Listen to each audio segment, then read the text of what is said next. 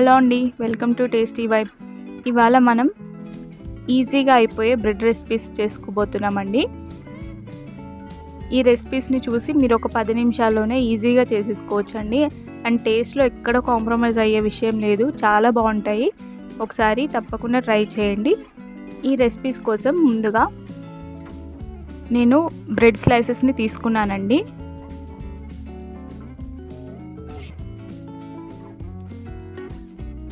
ఇందులోకి రుచికి సరిపడా ఉప్పు, అలాగే మనం గార్లిక్ని ఇలా తురిమి పెట్టుకోవాలండి. ఒక 5-6 అయితే సరిపోతాయి.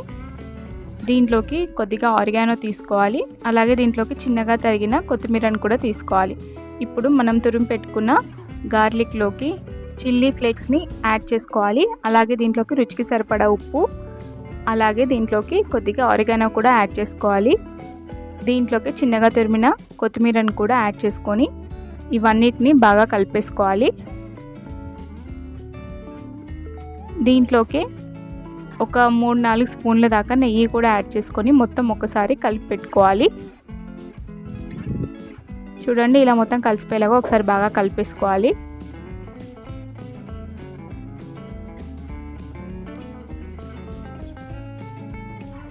ఇప్పుడు మనం ముందుగా తీసుకున్న బ్రెడ్ స్లైసెస్ పైన మనం ప్రిపేర్ చేసి పెట్టుకున్న మిక్చర్ని ఇలా స్ప్రెడ్ చేసుకోవాలండి. ఇలా రెండు వైపులా మనం తయారు చేసుకున్న మిశ్రమాన్ని స్ప్రెడ్ చేసుకొని పక్కన పెట్టుకోవాలి. ఇలా మనకి ఎన్ని కావాలంటే అన్నిటిపైన స్ప్రెడ్ చేసుకోవాలండి. ఇప్పుడు స్టవ్ వెలిగించి ప్యాన్ పెట్టుకొని దానిపైన కొద్దిగా గీ యాడ్ చేసుకొని ఇలా మొత్తం స్ప్రెడ్ అయ్యేలాగా స్పూన్తో చేసుకోవాలి. ఈ పెనం కొద్దిగా వేడైన తర్వాత మనం ప్రిపేర్ చేసుకున్న బ్రెడ్ ముక్కల్ని దీనిపైన పెట్టుకోవాలి.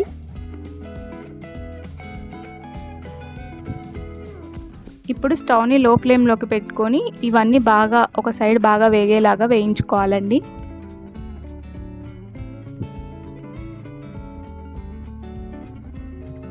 చూడండి, కొద్దిసేపటి తర్వాత ఒక సైడ్ తిప్పి చూస్తే మనకి గోల్డెన్ బ్రౌన్ కలర్లోకి మారిపోతుంది.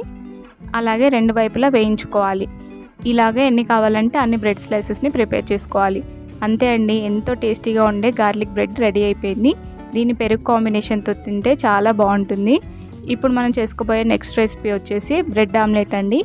ఇది కూడా చాలా టేస్టీగా ఉంటుంది. పిల్లలు ఎప్పుడు కావాలన్నప్పుడల్లా ఈజీగా చేసి ఇవ్వచ్చండి, అంత బాగుంటుంది. దీనికోసం నేను 5 బ్రెడ్ పీసెస్ని తీసుకున్నాను.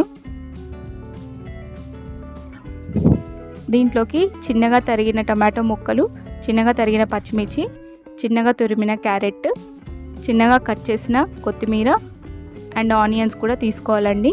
ఇవన్నీ ముందుగానే కట్ చేసి పెట్టుకోవాలి.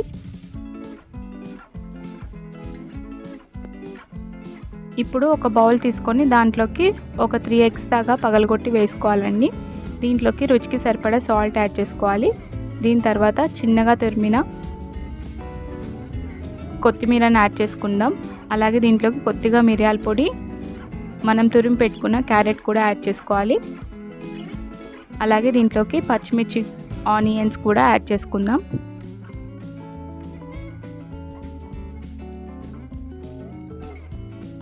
అలాగే దీంట్లోకి టొమాటో ముక్కలు కూడా యాడ్ చేసుకొని ఒక ఫోర్క్ తీసుకొని ఇలా మొత్తం ఫ్లఫీగా అయ్యేంత వరకు బీట్ చేసుకోవాలండి. చూడండి, వీడియోలో చూపిస్తున్న విధంగా ఎగ్స్ని మొత్తం ఇలా బీట్ చేసుకుంటే మనకు ఆమ్లెట్ కూడా ఫ్లఫీగా వస్తుందండి.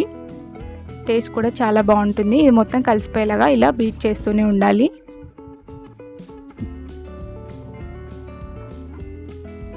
ఇలా చేసుకొని పక్కన పెట్టుకోవాలండి.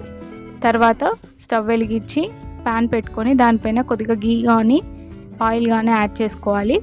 ఇప్పుడు మనం తీసుకున్న బ్రెడ్ ముక్కల్ని మనం ప్రిపేర్ చేసుకున్న ఎగ్ మిశ్రమంలోకి ఇలా డిప్ చేసుకోవాలండి. ఇలా రెండు వైపులా ఎగ్ మిశ్రమం అంటేలాగా డిప్ చేసుకోవాలి. తర్వాత దీన్ని పెనం పైన పెట్టుకోవాలి. స్టవ్ని లో ఫ్లేమ్లోనే పెట్టి ఒకవైపు బాగా వేగనివ్వాలి. చూడండి, ఇలా ఒక సైడ్ వేగిన తర్వాత సెకండ్ సైడ్ కూడా తిప్పుకొని వేయించుకోవాలి.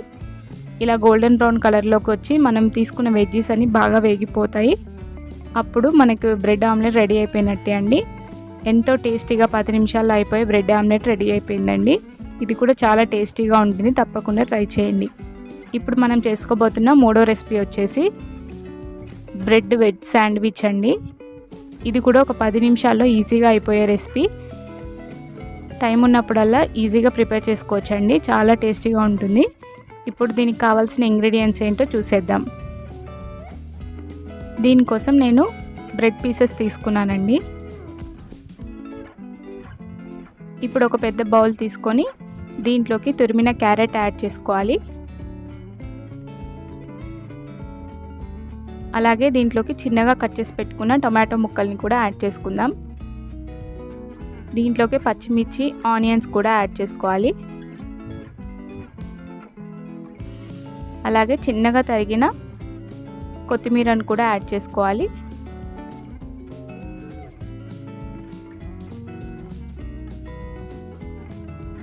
దీంట్లోకి రుచికి సరిపడా ఉప్పు కూడా యాడ్ చేసుకోండి.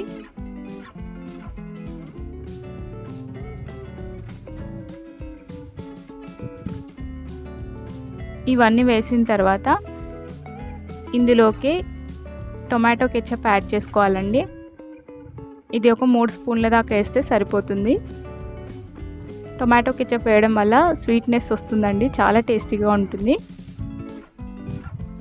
అలాగే దీంట్లోకి ఒక 3 స్పూన్ల దాకా మయోనైస్ కూడా యాడ్ చేస్తున్నాను.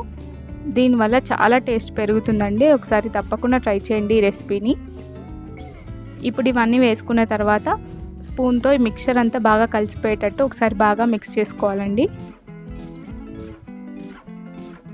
ఇలా మనం వేసుకున్న ఇంగ్రీడియంట్స్ అన్నీ బాగా కలిసిపోయేలాగా స్పూన్తో కలిపి పక్కన పెట్టుకోవాలి.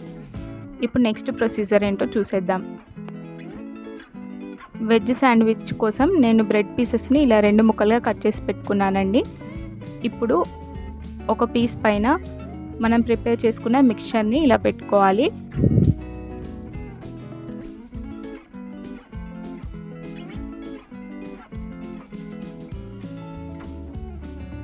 ఒకవైపు ఇలా మిక్చర్ మొత్తం స్ప్రెడ్ చేసుకున్న తర్వాత రెండో పీస్ని దానిపైన పెట్టుకోవాలండి. అప్పుడు మనకి శాండ్విచ్ షేప్లోకి వస్తుంది. చూడండి, ఇలాగే మనం ఎన్ని కావాలంటే అన్నీ ఒకేసారి ప్రిపేర్ చేసి పక్కన పెట్టుకోవాలి. ఇప్పుడు స్టవ్ వెలిగించుకొని ఒక ప్యాన్ పెట్టుకోవాలి. దానిపైన కొద్దిగా ఆయిల్ వేసుకొని ఇలా స్ప్రెడ్ చేసుకొని దానిపైన మనం ప్రిపేర్ చేసుకున్న బ్రెడ్ పీసెస్ని పెట్టుకోవాలండి.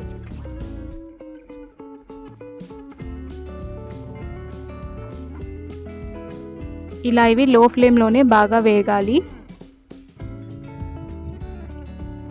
ఒక 2 నిమిషాల తర్వాత దీనిపైన కొద్దిగా ఆయిల్ వేసుకుంటున్నాం. ఆయిల్ వేసుకొని మొత్తం స్ప్రెడ్ చేసుకోవాలండి. ఇలా ఒకవైపు వేగిన తర్వాత రెండో వైపు కూడా తిప్పుకొని గోల్డెన్ బ్రౌన్ కలర్లోకి వచ్చే వరకు వేయించుకోవాలండి. ఇలా 2 వైపులా వేగిపోతే మనకి వెజ్ శాండ్విచ్ రెడీ అయిపోయినట్టే అండి. ఇది చూడ్డానికి అలాగే తింటుంటే కూడా చాలా క్రంచీగా, చాలా టేస్టీగా ఉంటుందండి.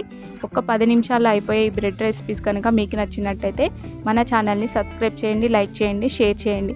అలాగే ఇలాంటి ఇంట్రెస్టింగ్ రెసిపీస్ని మీ ముందుకు తీసుకురావడానికి సబ్స్క్రైబ్ చేసుకోవడం, లైక్ చేయడం మాత్రం మర్చిపోకండి. Thank you for watching.